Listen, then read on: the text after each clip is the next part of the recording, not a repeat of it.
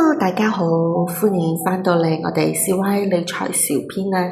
我成日聽到長輩要講，顧好自己比較重要，我哋已經唔需要再湊細蚊仔噶啦，唔使再為佢哋擔心。好多時候啊，父母佢哋要將自己嘅所有嘅心力，全部都擺喺細蚊仔嘅身上，擔心佢哋食唔飽，着唔好，讀唔好書，行歪路。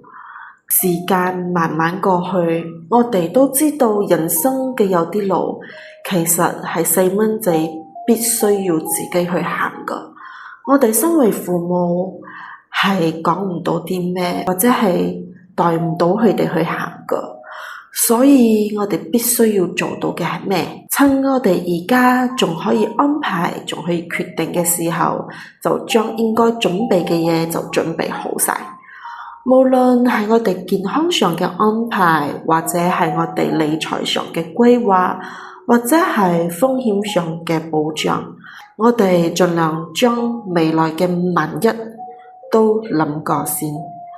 咁樣一嚟，細蚊仔就唔需要為我哋擔心，反而可以輕鬆啲，知道應該要點樣行佢哋嘅路，將重心放喺佢哋嘅人生。因為接落嚟嘅生活點樣都好，都係要靠返佢哋自己去行、去闖、去跌、去成長㗎。所以啊，顧好自己唔係自私，而係我哋最溫柔嘅一種愛。當父母已經為未來打點晒一切嗰陣時，細蚊仔心入邊就要有一個底氣，佢哋可以安心嘅、自由嘅去闖出佢哋嘅世界，而我哋都可以安心嘅、享受嘅去屬於我哋嘅生活。